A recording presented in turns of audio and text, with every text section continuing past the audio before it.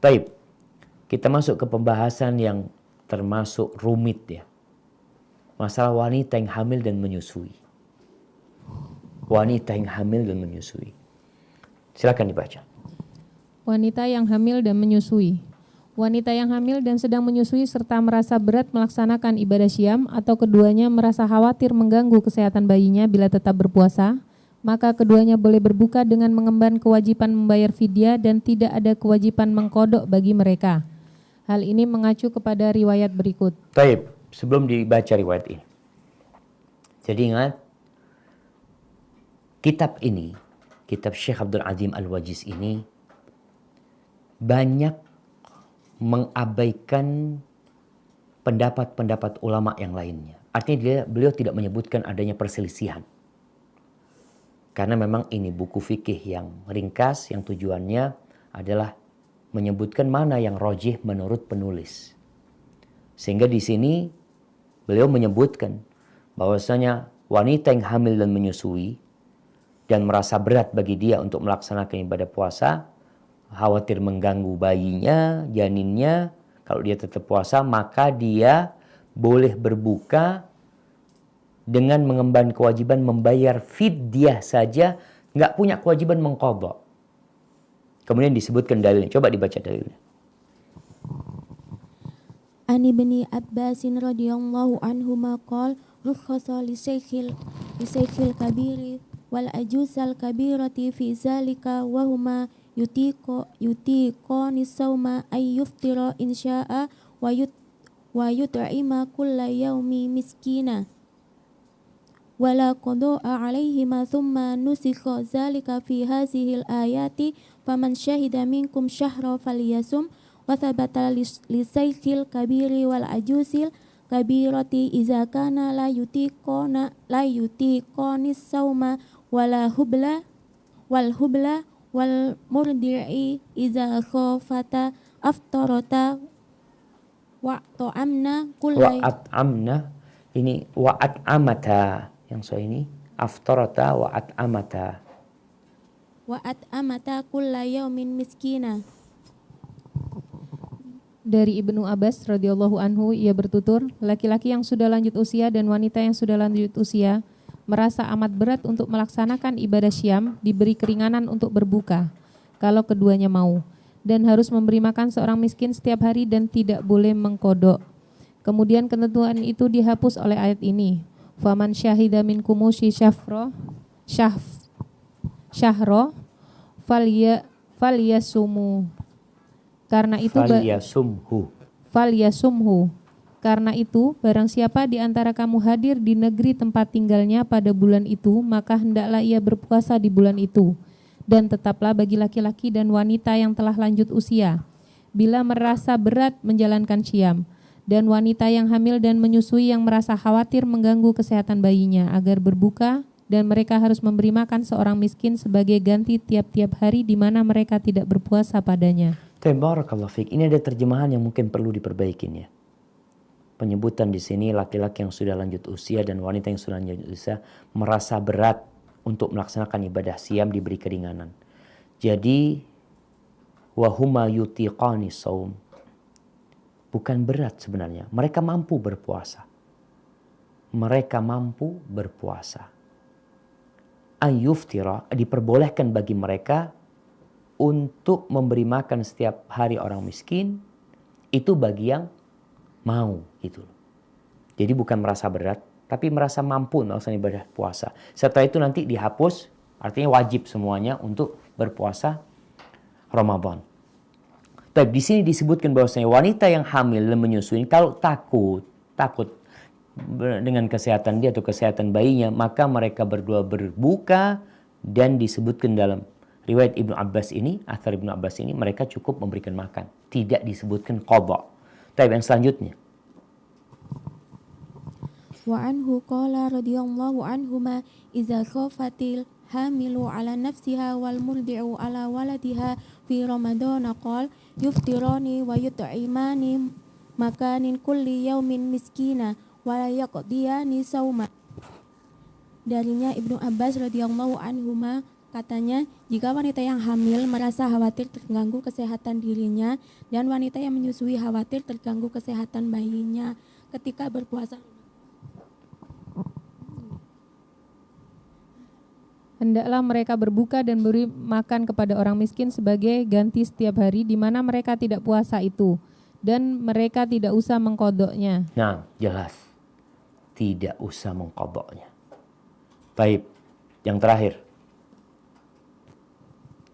An-Nafi'i qala kanat bintun libni Umar tahta rajulin min Quraisyin wa kanat hamila fa asabaha atsum fi Ramadan fa amaraha ibnu Umar An tuftira ana tuftira wa tut'ama an kulli wa an tuftira wa tut'ima fa amara an tuftira wa tut'im. Nah, an tutfira wa tut'im an kulli yaumin miskina. Dari Nafi'i ia bertutur, seorang putri dari Ibnu Umar menjadi istri seorang laki-laki Quraisy, dan ketika hamil merasa haus dahaga di siang hari bulan Ramadan. Lalu diperintahkan oleh Ibnu Umar agar berbuka dan sebagai gantinya agar memberi makan setiap hari satu orang miskin. Baik, barakallahu fiik. Ana ingin bertanya. Yang disebutkan oleh Syekh sebagai dalil bahwa orang yang hamil dan menyusui itu cukup memberi makan tanpa mengqadha, hadis apa pendapat mereka? Apa pendapat para sahabat? Pendapat Ustaz. Pendapat. Supaya kita tahu, masalah ini masalah yang ada khilaf di antara para ulama. Ibnu Abbas adalah pendapat Ibnu Abbas. Ibnu Umar adalah pendapat Ibnu Umar. Masalah ini memang masalah yang masuk ijtihad di dalamnya. Ana akan sebutkan bahwasanya para ulama dalam urusan ini berbeda pendapat. Kira-kira ada 3 pendapat mereka. Yang pertama, bahwasanya yang hamil dan menyusui hanya wajib mengqadha saja. Wajib mengqadha saja. Ini pendapat Al-Imam Abu Hanifah. Dan di antara sahabat yang berpendapat dengan pendapat ini adalah Ali bin Abi Thalib radhiyallahu anhu. Bahwasanya kewajibannya adalah mengqadha. Yang kedua, pendapat kedua mengatakan kalau wanita ini takut dengan dirinya, dengan kesehatan dirinya, maka dia wajib mengqadha saja. Tapi kalau yang dia takutkan itu adalah janinnya atau anak yang dia susuin, maka selain mengqadha, dia wajib memberi makan orang miskin, fidyah. Jadi kewajibannya qadha plus fidyah kalau takut dengan bayinya. Ini madhabnya Imam Syafi'i dan Imam Ahmad. Maka di Indonesia yang dipakai ini. Bahwasanya dan disebutkan juga ini ada pendapatnya Abdullah bin Umar radhiyallahu taala anhu. Pendapat yang ketiga yang baru saja kita bahas. Yang disampaikan oleh Syekh Abdul Azim bahwasanya dia hanya wajib membayar fidyah tanpa qadha. Dan di antara sahabat yang berpendapat dengan pendapat ini adalah Abdullah bin Abbas. Dan ada riwayat dari Abdullah bin Umar. Tapi sekarang mana pendapat yang benar, yang lebih kuat? Tadi sudah disebutkan hadis, bukan hadis. Riwayat-riwayat dari Abdullah bin Abbas dan Ibnu Umar.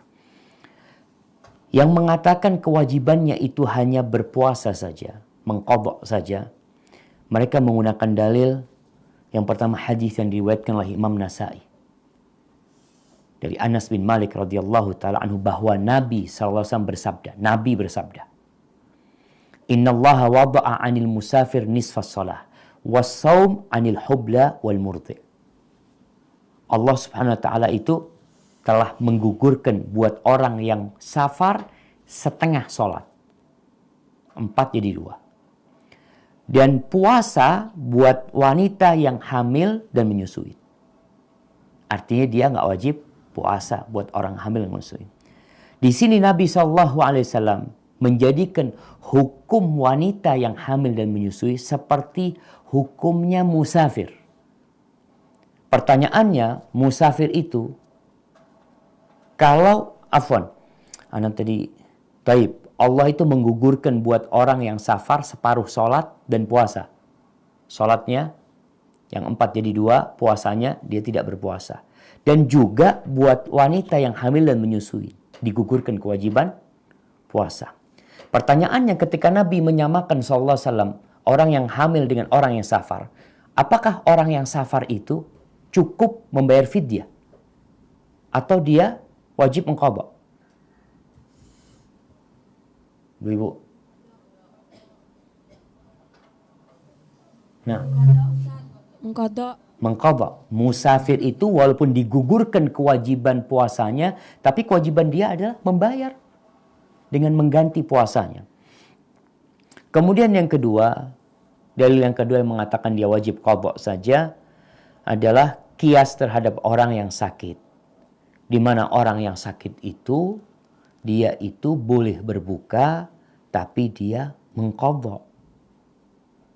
Begitu pula orang yang hamil dan menyusui.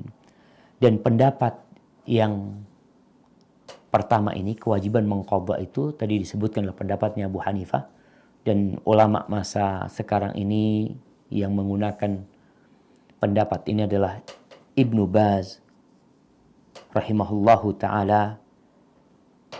Bahkan beliau mengatakan kalau ada yang berpendapat dia itu hanya cukup memberi makan saja, maka itu pendapat yang lemah, yang bertentangan dengan dalil-dalil syariat, di mana Allah mengatakan wa man kana maridhan aw ala safarin fa iddatun min ayyamin ukhra.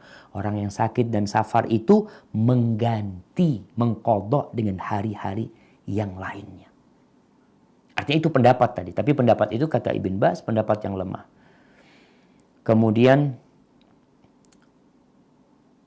di fatwa Lajnah Daimah disebutkan bahwasanya apabila wanita yang hamil takut dengan dirinya, takut dengan janinnya, maka dia boleh berbuka dan kewajiban dia adalah mengqadhanya seperti orang yang sakit. Kemudian Syekh bin Utsaimin rahimahullahu taala juga ikut pendapat yang pertama ini, yaitu cukup mengqadhanya saja. Jadi masalahnya memang ada khilaf di antara para ulama. Namun bagaimana kalau orang ikut pendapat yang mengatakan pendapat Syekh, artinya dia cuma wajib fidyah saja. Tapi kalau dia berpendapat wajib fidyah saja seperti pendapat Ibnu Umar dan Ibnu Abbas radhiyallahu taala anhu, perlu diperhatikan. Ketika wanita ini sedang datang bulan dalam kondisi dia menyusuin, datang bulannya itu wajib diganti puasa. Dia ikut pendapat Ibnu Abbas. Gimana ketika dia datang bulan? Dia datang bulan memang nggak boleh puasa. Sehingga jangan mengatakan ana menyusuin, bukan urusan menyusuinnya. Engkau ketika itu nggak boleh berpuasa karena datang bulan. Ketika nifas selama bulan Ramadan, dia lahir nifas selama bulan Ramadan. Apakah dia cukup membayar fidyah atau mengganti puasanya? Dia meninggalkan puasa karena nifas atau karena menyusui? Ibu.